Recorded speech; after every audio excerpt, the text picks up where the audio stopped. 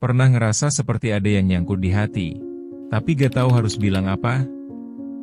Dari luar, mungkin kita terlihat baik-baik saja, tapi dalam hati, banyak luka yang terpendam.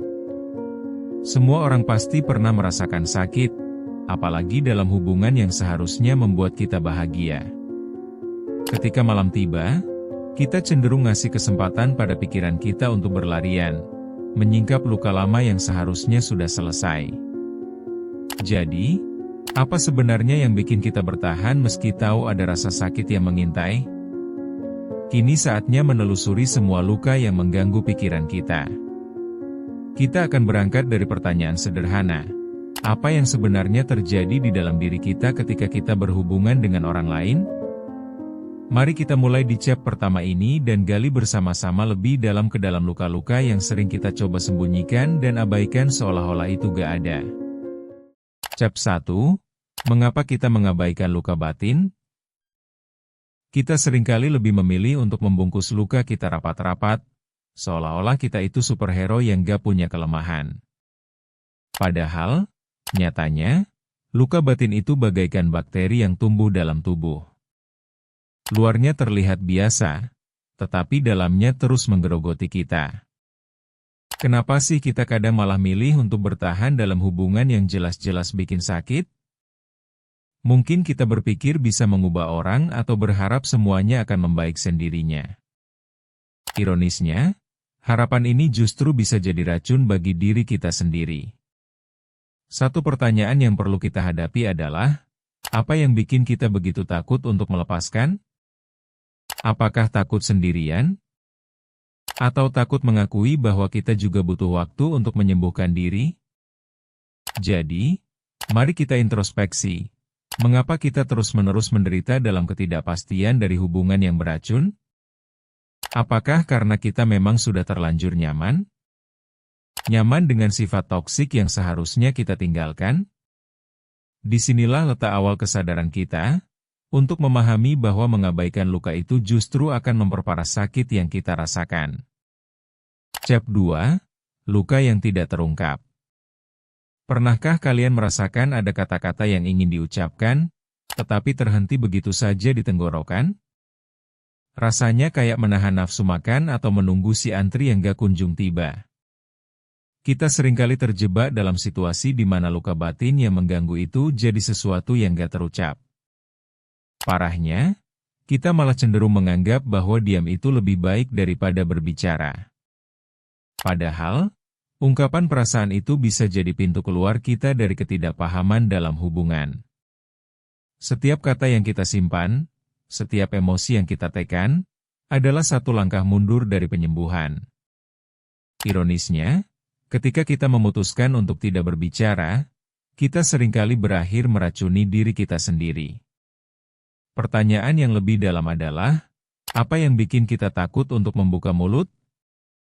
Apakah kita khawatir dengan reaksi orang lain? Atau lebih parah, khawatir tidak ada yang mau mendengarkan? Jadi, mari kita buat kesepakatan. Mulailah berbicara tentang luka-luka kita, karena itu adalah langkah awal yang penting untuk menyembuhkan diri dan hubungan kita. Chap 3. Membedakan rasa sakit dan luka. Banyak dari kita yang keliru antara merasa sakit dan merasakan luka. Rasa sakit itu biasa. Semua orang pasti pernah mengalaminya. Namun, luka adalah sesuatu yang lebih dalam. Luka adalah dampak dari rasa sakit yang bermuara dari ketidakmampuan kita untuk mengatasi perasaan tersebut. Kita seringkali menganggap rasa sakit sebagai sebuah keadaan yang abadi, padahal itu hanyalah bagian dari proses. Kuncinya adalah bagaimana cara kita mengelola rasa sakit itu, bukannya membiarkannya berlarut-larut menjadi luka yang tak kunjung sembuh. Di saat kita mulai membedakan antara rasa sakit dan luka, kita bisa belajar untuk tidak terlalu menganggap serius perasaan kita yang negatif. Apakah kita pernah berpikir bahwa berlarut-larut mempermasalahkan rasa sakit justru bisa membuat keadaan semakin parah? Mari kita coba untuk menyadari bahwa penyembuhan itu mungkin tidak instan, tapi bisa terjadi bila kita berani mengambil langkah pertama. Chap 4. Rasa cinta yang membelenggu. Cinta seharusnya memberi rasa aman dan nyaman, tetapi seringkali kita terjebak dalam pola hubungan yang justru membelenggu. Ketika kita mencintai seseorang, kita seringkali nekat mengorbankan kebahagiaan kita sendiri demi memenuhi harapan mereka. Mengapa kita, dalam cinta kita, seringkali merelakan mimpi-mimpi agar orang lain bahagia? Apakah cinta kita sudah terdistorsi menjadi pengorbanan yang menyakitkan? Terkadang kita merasa terjebak, bertanya-tanya apakah kita masih bisa menemukan diri kita sendiri dalam kepingan cinta yang tersebar ini. Mengakui bahwa kita juga butuh kebahagiaan dan ruang untuk berkembang itu penting. Jangan sampai cinta yang kita anggap sejati justru menjadi penghalang untuk tumbuh. Cinta seharusnya menjadi proses berkolaborasi, bukan balapan. Mari kita periksa kembali niat kita dalam mencintai. Apakah untuk membahagiakan diri sendiri juga, atau hanya untuk orang lain? Chapter 5, Menemukan Jalan Menuju Penyembuhan.